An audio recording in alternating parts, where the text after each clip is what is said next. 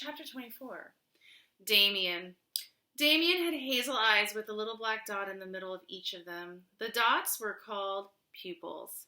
So was Damien. He was a pupil, get it, in Mrs. Jules' class. Mrs. Jules was about to show the class a movie. She turned out the lights. When it was dark, Damien's pupils got bigger. "Damien," said Mrs. Jules, "run downstairs and ask Louis if he'd like to see the movie with us."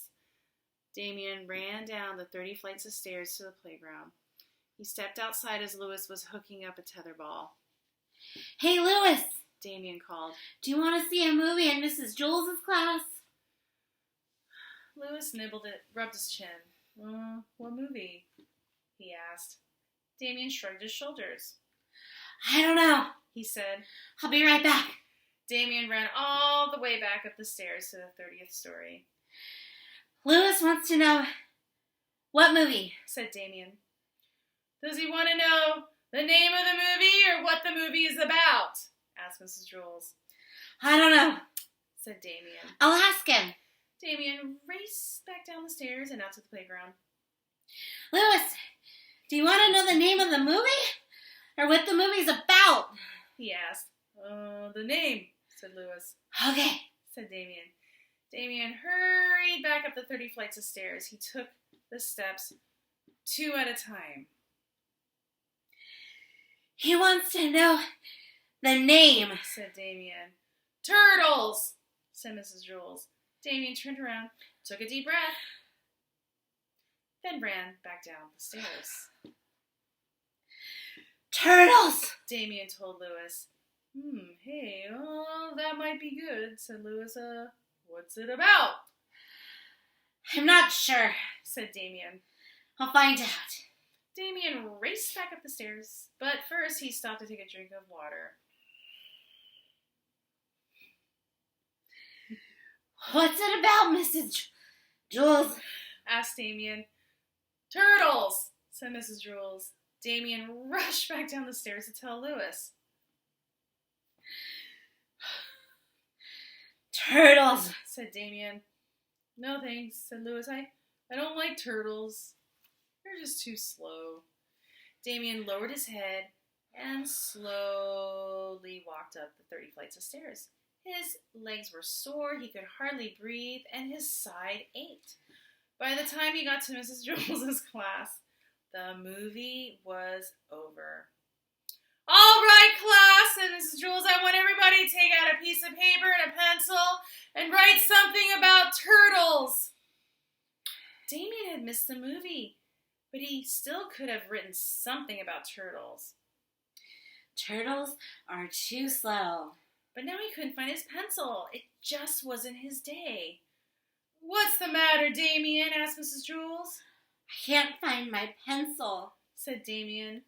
"Class, Damien's pencil is missing," Mrs. Jules announced. "What did it look like, Damien?" "It was long and yellow," said Damien. It had a black point on one end and a red eraser on the other." "I found it," said Todd. "Here, by the blackboard." "Yes, that is it," said Damien. No. There it is, in the corner by the wastebasket," said Crabapple. Maybe that's it," said Damien. "Here it is," said John. "It's been in my desk the whole time." "No, here it is in my hand," said Joe. "I found it," said Rondi. "Here it is," said Allison. "I have it," laughed DJ. "I found it," said Myron. "Which one is yours, Damien?" asked Mrs. Jules. Damien studied each pencil. "They all look like mine," he said. Fortunately, at that moment, Louis walked into the classroom. He handed Damien a pencil. "Oh, you dropped this when you were telling me about the movie," said Louis. "Thanks," said Damien.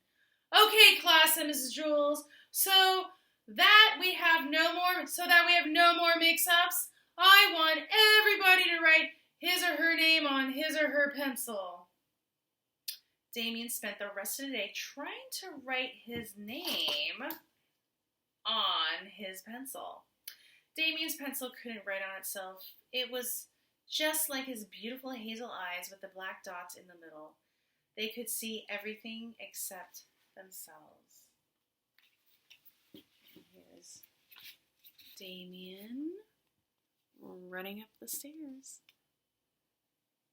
He's thinking about turtles. Chapter 25, Jenny. Jenny came to school on the back of her father's motorcycle. She was late. Wayside School began at 9 o'clock. It was almost 9:30. She kissed her father goodbye and raced up the 30 flights of stairs to Mrs. Jewell's room. "I'm sorry I'm late, Mrs. Jewell, but my father's motorcycle lost a..." There was nobody there. The room was empty. "Hello! Hello!" she cried. "Mrs. Jewell? Dana? Todd? Anyone?" There was no one in the room. "Maybe I'm early," Jenny thought. She looked up at the clock. It was exactly 9:30.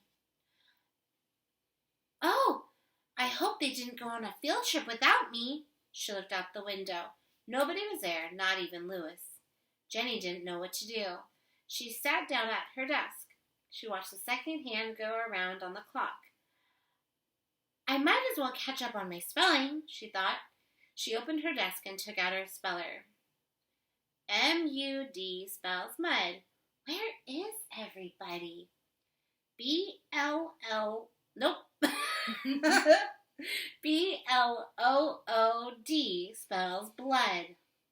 I hope nothing happened to them. B-L-A-C-K spells black. Jenny heard footsteps coming down the hall. She began to work very fast. H-A-C-K spells hack. S-M-A-C-K spells smack. Someone opened the door. Jenny turned around. Hack! She gasped. He was a man Jenny had never seen before. He had a black mustache and a matching attaché case. Jenny jumped out of her seat. Get back in your seat, the man said. Jenny slowly sat down. The man walked over and sat down in Dana's seat, facing Jenny. He opened his attaché case and removed some papers. What is your name? He asked her. Jenny, Jenny whispered. Jenny? The man repeated, as if he didn't believe her. Well, it is actually Jennifer. Jenny for short, said Jenny. I see, said the man. He took the speller from Jenny's desk. Jenny's name was written across the top. He put the speller in his attaché case. What are you doing here, Jennifer? He asked. This is my classroom, said Jenny. Are you sure? The man asked. Yes, I think so. I mean... Where is the rest of your class? The man asked. I don't know, said Jenny.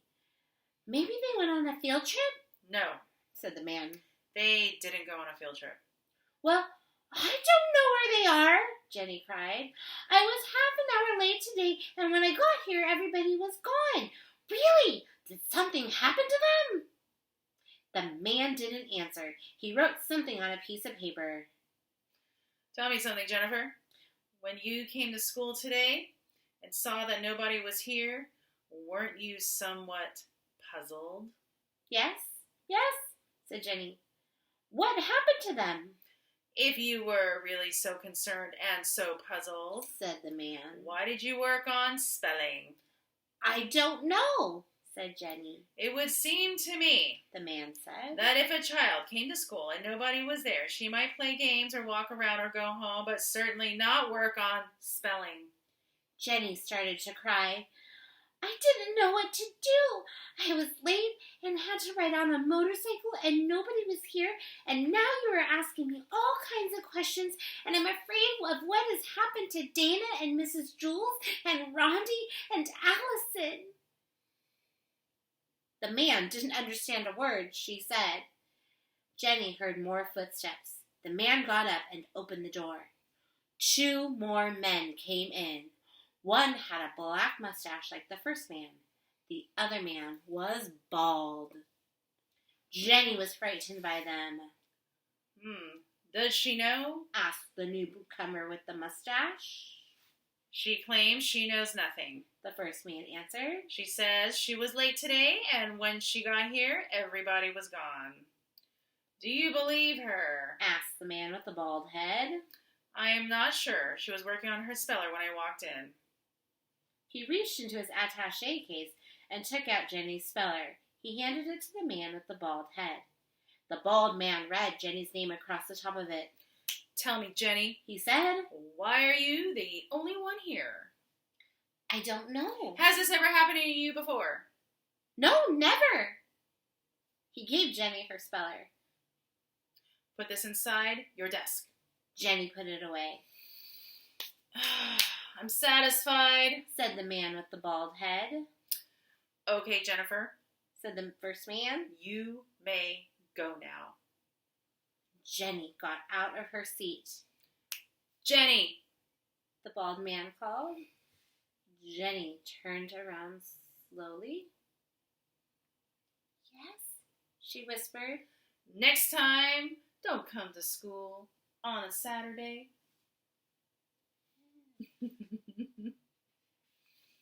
And here is Jenny Jennifer.